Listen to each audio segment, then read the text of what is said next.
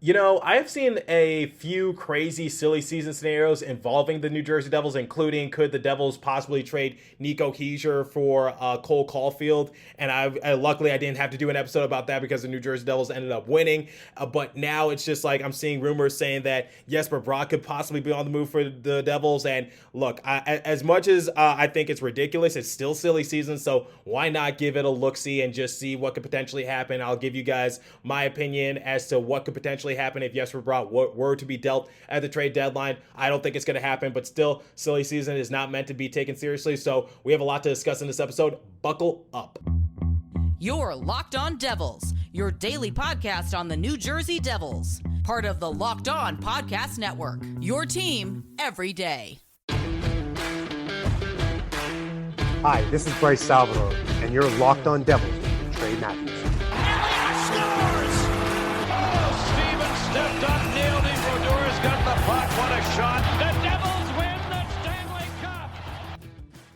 Alrighty now, what is up, New Jersey? Welcome back to the Locked On Devils podcast here on the Locked On Network. I'm your host, college hockey play-by-play announcer, and also Devils writer for Pucks and Pitchforks, Trey Matthews. And I apologize for not posting an episode yesterday, but if you guys saw my Twitter page, I said that I was traveling. I had an early morning flight. Locked On Devils is on the go once again. This time we are in Sin City. I am in Las Vegas, Nevada. Really looking forward to just having fun in Vegas because this is the first time I've been out west. I'm here for spring break. I'm here for a few days. Still trying to get accustomed to the time zone shifts. This is the first time that I've ever had to do something like this because now I am 3 hours behind. But like I said, I'm really looking forward to the experience. And like I said, I apologize for not posting an episode yesterday. But like I said, Locked On Devils is on the go once again. And also pray for me because I am on hotel Wi-Fi. So hopefully nothing goes wrong. But nonetheless, let's talk briefly about the New Jersey Devils' loss against the Columbus Blue Jackets because there's no reason to ruminate over something that happened a few days ago, really. But I'll give you guys my overall opinion if you missed my Locked On Now. So I think my main takeaway for the Devils and Blue Jackets game was just how awful the broadcast was. Once again, like, look, I'm not trying to crap on Leah Huxtall. I'm not trying to, just say she doesn't belong in the sport. I'm not trying to say anything of that nature. I myself am a person of color trying to break into the sport of hockey. So, I try to support anyone who is in a similar situation as to me. But, giving my broadcasting opinion, she's just not a good broadcaster. And her voice is like nails on chalkboard, especially when she does a goal call. It's like too fast. Like my thing is, look, I talk fast too. As you guys know, I talk really fast in a majority of my episodes. And it sometimes translates into my broadcast. But at the same time, the one thing I've learned from my mentor, Ever Fitzhugh, who's the play-by-play announcer for the Seattle Kraken's radio feed, is that when you're doing like a goal call, those are some of the most important calls. So slow it down a little bit because sometimes when I'm listening to the Seattle Kraken on the radio and the Kraken score a goal, Ever Fitzhugh does his goal call despite the foghorn happening just moments ago. So the one thing I have to say for Leah Huxtall, and this is just constructive criticism, is just slow down a little bit. Like it just seems like she's trying to jam 3 sentences into one play. So, just tone it down a little bit. I know hockey is a fast-paced sport. I know it's exciting to watch. It's why I got involved into the sport. But at the same time, my advice to her, if I was to like reach out to her in any sort of way, is to just slow down a little bit and also try to pronounce Nathan Bastian's name correctly because I forget how she pronounced it. It was like Bastian or something like that. It was like way off. But overall, the broadcast was not good, and ESPN needs to do a better job of just promoting hockey because this is not how you do it. And I'll talk about it later in an episode, but the one question I have for you hockey fans is how often do you hear Stephen A. Smith, despite hockey now having the rights to be talked about on ESPN, how often do you hear like Stephen A. Smith just talk on First Take about hockey in a serious, non-joking manner? Because, he's talked about hockey on his show before, but it was very vague and it was mostly just like a joke of a stunt. So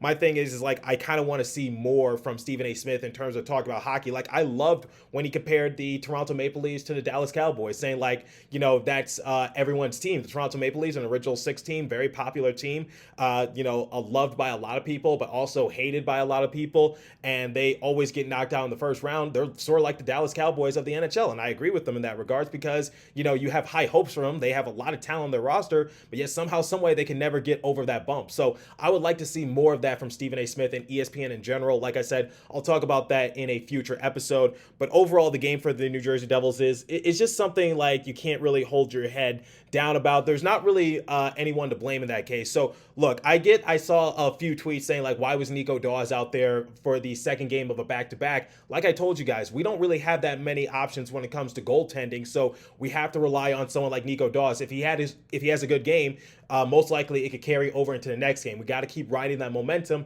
until that momentum dies out. So, like I said, it wasn't the best game for the New Jersey Devils, but it was certainly far from worse. They put up a good effort, but it's just one of those games that you just have to take on the chin and just move on, because we have a tougher opponent against the New York Rangers, by the way, doing a crossover with John Chick of Locked On Rangers tomorrow, so check that out. But overall, the game for the New Jersey Devils is just like, you got to take it on the chin and just move on to the next one. And, it wasn't like the worst game I've ever seen, but they just made a few mistakes, like that 5-on-3 disadvantage didn't really help them. I think they were close to killing it off, but overall, that's what kind of shot them in the foot as well. And then the Columbus Blue Jackets were just making a series of excellent moves, just like you got to tip your cap to them and just be like, you know what, you got us this round. So no complaints really from the New Jersey Devils in that overall effort. I think my one complaint was that PK Subban and I think also White were out of position, and that's how the Columbus Blue Jackets were able to score a goal as well, because they were focused on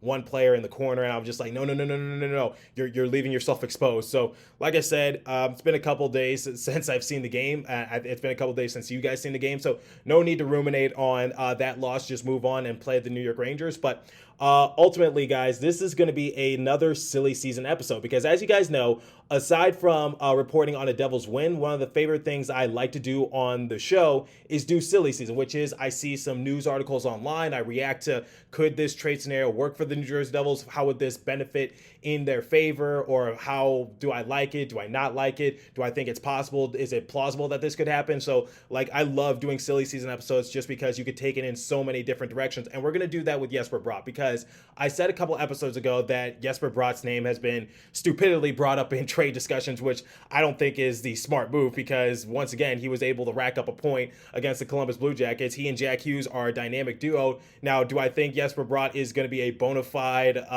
scorer or points getter like he is this season for years to come? I have no clue, because like I said, this is a career year for him. Far and beyond, he has gone above the call of duty. So I don't know if this is going to be a permanent trend for him, or if this is a clear indicator of what his career is going to look like going forward. Because if we look at someone like Sharon Govich, got off to a pretty slow start this year despite having high expectations. And then you look at someone like Yanni Kuokkanen too, also had a pretty decent year last year with Jack Hughes. And it's just like, those two players were a big disappointment for the pretty much the first half of the year, but then they started to pick it up a little bit after Christmas break, or at least Sharon Govich did. But you get what I'm saying. Like, the one thing is, like, when we're talking about someone having a career year, we just got to say, like, if it's someone like Jack Hughes, it's probably going to be permanent, because we expect that kind of thing from Jack Hughes, but we didn't really expect that kind of production from Jesper Bratt. I certainly didn't. So it was certainly a surprise for me. But we're going to talk about some trade scenarios that I saw online. I'm going to give you guys my overall reaction to it momentarily. But first, it is time for the first live read this morning. And it's kind of ironic that I'm doing this, because like I said, I am in Sin City. I'm in Las Vegas. So the first live read comes from our friends at BetOnline.net. Like I said, betting is big here in Las Vegas. So football might be over this season, but basketball is in full steam for both pro and college hoops. From the latest odds, totals, player performance, props to where the next fired coach is going to land, BetOnline.net is the number one spot for all your sports betting needs. BetOnline remains the best spot for all your sports scores, podcasts, and news this season. And it's not just basketball. BetOnline.net is your source for hockey, boxing, and UFC odds, right to Olympic coverage and information. Head to the website today or use your mobile device to learn more about the trends in action. BetOnline, where the game starts. Visit our friends at Locked On Bets for all your betting needs there as well. And also, please remember to gamble responsibly. I can't say that enough, especially since I am in Sin City myself. So the next live read comes from an OG sponsor, RockAuto.com. So with the ever-increasing numbers of makes and models, it's now impossible for your local chain auto parts store to stock all the parts you need. Why endure often pointless or seemingly intimidating questioning and wait while the person behind the counter orders the parts on their computer, choosing the only brand their warehouse happens to carry? You have computers with access to RockAuto.com at home and in your pocket. Save time and money when using RockAuto. Why choose to spend 30%, 50%, or even 100% more for the same parts from a chain store or car dealership? It makes no business sense. So RockAuto.com is a family business serving do-it-yourselfers for a long period of time, over 20 years to be exact. So Rock Auto's prices are reliably low for every consumer. They have everything you could need: brake parts, tail lamps, motor oil, and even new carpet. Go explore their easy-to-use website to find the solution to your auto parts needs. Go to rockauto.com right now and see all the parts available for your car, truck, ride Locked On in their How Did You Hear About Us box, so they know we sent you. Amazing selection, reliably low prices, all the parts your car will ever need. rockauto.com, everybody. Okay, so let's do this silly season discussion because courtesy of Pucks and Pitchforks, they put out an article of certain trade scenarios that they would accept if Jesper Bratt were to be dealt at the trade deadline by the New Jersey Devils. Do I think this is going to happen? 100% absolutely no. I can bet on that. I think Jesper Bratt has security in terms of his future with the New Jersey Devils, especially with the season he's having. It would be stupid to trade away Jesper Bratt for essentially nothing. But the thing is, we wouldn't be getting nothing. So once again, my colleagues at Pucks and Pitchforks put out this article, and let's see what they said in terms of overall trade scenarios that might work out for the New Jersey Devils if Jesper Bratt was to be in the mix of it. So they said, trade Jesper Bratt to the Vancouver Canucks for Quinn Hughes. Now, here's the thing about Quinn Hughes. He is definitely a great player, and it would be, quite funny if we got all three Hughes brothers into our organization, because the thing with Jack Hughes, he's a budding all-star right now. We already know what Quinn is capable of doing because Quinn puts up fantastic numbers himself, and he's a great defenseman. And also, you got their younger brother, Luke Hughes, playing for the University of Michigan. So the thing is like, would it be great to have Quinn Hughes on our team? Yes, but my main thing is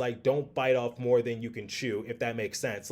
I feel as though this move for Quinn Hughes, or the rumors that, Jack Hughes wants him to play for the New Jersey Devils, I'm sure Jack Hughes is not really serious in that regards. I'm sure he would love to have his brother play, don't get me wrong, but at the same time, it's just I feel as though that move would be more of a Hollywood move than a move that the New Jersey Devils need, because, we already got a young defenseman from the draft, and that's Luke Hughes, the younger brother of Quinn and Jack. So it's just why do we need Quinn Hughes? Like I said, great player. He could put up great numbers on the defensive side of things for the New Jersey Devils, and he is definitely going to be a star in the future for the Vancouver Canucks, and he's definitely a centerpiece as we speak right now for their organization. I'm sure they love him out there, but at the same time, guys, it's just I just feel as though that move for Quinn Hughes is just more Hollywood than it is general needs for the New Jersey Devils, because when looking at this, it's we already got Dougie Hamilton locked up for a long period of time. We got Jonas Siegenthaler, I think, for this year, and then next year, one of our most consistent defensemen.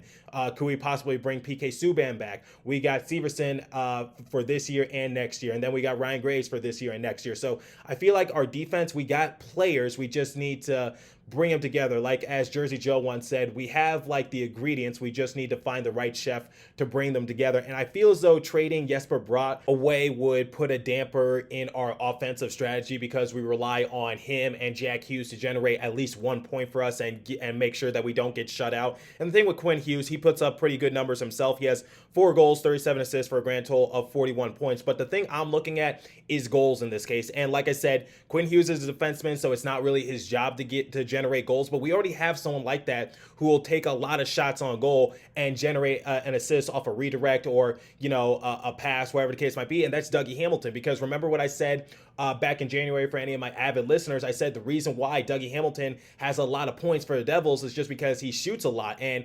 regardless if it goes in or not, it's going to be either found by a teammate and redirected on in, or it's going to find the back of the netting and he's going to get a goal himself. So for Quinn Hughes, we kind of already have that. We already have Luke Hughes, who we're waiting for to finish up his development at the University of Michigan, and we already got Dougie Hamilton, who's going to be a bona fide Norris Trophy winner sometime in the future. Definitely not this year. Next year, maybe. I don't know. I can't tell in the future. I'm not psychic, but at the same time, it's just I feel as though trading for Quinn Hughes, that's more of a Hollywood move than a necessary move for the New Jersey Devils. Would it be a move that I'd be happy with? I don't know. I'd be kind of iffy if I'm being completely honest with you. I don't think trading Jesper Bratt for Quinn Hughes is the best case scenario for the New Jersey Devils, especially since Jesper Bratt gives our offense a lot of options. What's the one thing I've been talking about the last few weeks for the New Jersey Devils is that they don't really have that many options when it comes to offensive pairings or defensive pairings. So, having someone like Jesper Bratt who's going to give us a lot of goals, because when comparing his stats with Quinn Hughes, 49 game appearances, he has 19 goals, 31 assists for a grand total of 50 points. So it's just trading assists and solid defensive production for a bona fide goal getter. I just don't think that's a smart gamble for the New Jersey Devils, especially, look, I get it. I'm sure the Hughes brothers would dream about playing on the same team. I'm sure their parents dream about it. I'm sure they talk about it at Thanksgiving dinner or whatever the case might be. But at the same time, let's be realistic here. Like, let's not get greedy. Let's not try to make this Hollywood move. It will get trending into the social media atmosphere for a few days, but then everyone's going to forget about it, and then we're going to actually have to perform. And I just don't think that's the best case scenario for the New Jersey Devils, if I'm being completely honest. So like I said, I love Quinn Hughes. I love what he brings to the table, and he's definitely going to have an impact for any team that he plays on. He already has that impact for the Vancouver Canucks, but I just don't think he's the player that I particularly have my eye on. Like I said, I would love for him to play for the New Jersey Devils, but not for that circumstance of trading for Jesper Bratt, if I'm being completely honest. So I just think in that sort of trade scenario, that's just something we got to stay away from. Now, here's another thing that the Devils struggle with. It's goaltending, because Mackenzie Blackwood is out for most likely the rest of the year. Jonathan Bernier is guaranteed out for the rest of the year. Could we get Demko and trade away Jesper Bratt for him? The thing is, I absolutely, you know what? I'm going to combine both trade scenarios because I'm going to say something a little similar. So the second trade scenario is getting Demko and trading away Bratt. And then the third trade scenario is we actually do this with the Florida Panthers, in which we trade Bratt and get Spencer Knight and a 2023 first round draft pick. I'm going to be completely honest with you guys. I think that Panthers one, I think that's the best one as opposed to Demko, because at least we get a first round pick. But I'm going to be completely honest with you guys. I would absolutely pull my hair out if the New Jersey Devils traded Jesper Bratt for a goalie, because there's other ways to get a goalie. I literally did a silly season discussion episode, I think either last week or a couple weeks ago, in which I said, like, look, Marc-Andre Fleury's on the trade market, but I don't think you have to, break the bank. I don't think you have to trade Jesper Bratt for him.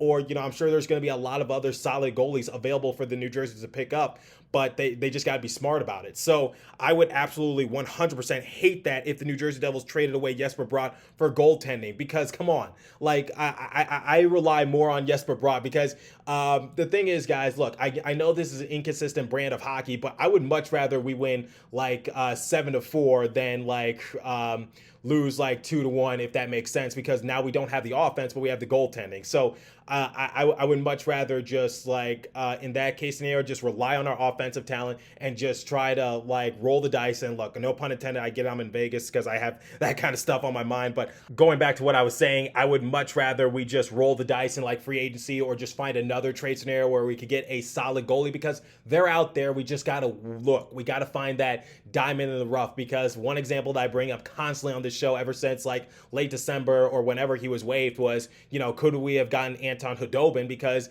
he actually put up solid production for the Dallas Stars a couple years ago in the NHL COVID bubble. So it's just like the Devils could have capitalized on that, but they didn't think worst case scenario for Jonathan Bernier. So I don't think trading Jesper Bratt for Spencer Knight or Demko is really the best thing for them to do, just because, like I said, look, I get that Demko and Knight are good goalies and all, but it's just like I don't think that's going to help the Devils in the long run, if I'm being completely honest with you. I think that is a move that I think most Devils fan base would not be happy about, because the thing is, both of them are relatively young, so there's no guarantee that, their careers are going to like, end up all good or whatever the case might be, because like I said, we're already experienced that with Mackenzie Blackwood, and I haven't lost faith in Mackenzie Blackwood. Now, I am open to like making the necessary roster moves in order to, in order to make our team better, but like trading away Jesper Bratt for Knight, because look at Knight's stats. He's 9-6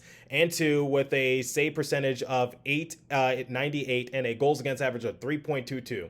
I think we could get that from Mackenzie Blackwood if he's fully healthy. So why would we need to trade Jesper Bratt for Spencer Knight unless we're getting that first round pick? But like I said, I stand by what I said. I would much rather have the Spencer Knight scenario, because at least we'll have a plan B with that first round draft pick, because I think that's a trade that will just blow up in our face. And the thing is, Knight is 20 years of age, so it's just like he has a lot of growing to do, and I just don't think trading one of our bona fide best players is the right option option for the New Jersey Devils. So if they were to make that trade in any scenario, I don't care if it's with the Canucks or the Panthers, I will pull out my hair out of frustration. I will turn off the games for the rest of the year. I'll just be like, we did not just seriously trade Jesper Bratt for a goalie. That is not what we need. No way in hell will that work for the New Jersey Devils. So overall, what do I think the New Jersey Devils are going to do come the trade deadline? Well, I'd already told you guys they're going to try to make some moves to make their team better. They're not looking to tank. They're not looking to just blow it all up because we don't have any pieces to give away for us to, quote unquote, blow it all up, because a lot of our great players are signed to long-term deals because we're in this for the long run. So for the Devils, they just got to be smart. They got to just see what's available. Like I said, I'm open to possibly trading someone like Jesper Bratt. I'm highly against it, but there's a slight minuscule of curiosity that I have. What can we potentially get for Jesper Bratt? Can we capitalize while the iron is hot? Can we get a big trade package? Like I said, of all those three trades I listed for you guys, I think the best one for the Devils would be the Quinn Hughes one, because at least we get solid production from Jack Hughes' brother, and we get all three Hughes brothers onto our teams. But like I said, guys, Jesper Bratt is having a great season. I already told you guys this is a career year for him. There's no ifs, ands, or buts about it. Already surpassed his career high in all three categories, in goals, assists, and also points. But like I said, when we're looking at what he was able to do last year or the year before that, he was nowhere close to 50 points, or he was 20 points off the mark. Then again, the season was shortened last year and the year before that. So there's that what if, but I think a good, solid way to measure it is his rookie year, in which he appeared in 74 games. He had 13 goals, 22 assists for a grand total of 35 points. But like I said, that's his rookie year, so we really can't really we have to take that with a grain of salt. But overall, Jesper Bratt, there's no ifs, ands, or buts about it. He is having a career year, and could it be possible that this is just a one-stop shop for him, and he just has one good year, and then he goes back to what he was doing the last few years, where his production is there time to time, but it's not there consistently? I really don't know, but at the same time, I want to remain optimistic about Jesper Bratt's development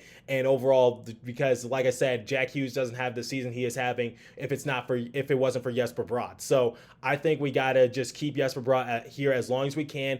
Don't sign him to a mega super extension. Sign him to a 2-3 year extension, or if whatever the case might be, whatever scenarios might pop up. If a team is interested in him, just try to do whatever it takes to keep him happy in New Jersey. I think he is. I haven't heard any rumors of him wanting to get out of New Jersey, but at the same time, that's just something that I just want to put out there, which is I think Jesper Bratt is here to stay. I bet all the money in the world that he is going to remain with the New Jersey Devils come the trade deadline. So I just think it's just a silly season scenario that a few people put out there, and I guess my colleagues at Pucks and Pitchforks was just like, you know what, why not just study it a little deeper and see what could potentially happen. But like I said, I think Jesper Bratt is here for the long run, and I'm happy that he's a New Jersey Devil. But let me know what you guys think. Is there a trade scenario in which you'd be willing to give up Jesper Bratt? Let me know, because right now I haven't found one, and I just think it would be stupid for the New Jersey Devils to do a type of trade like that. So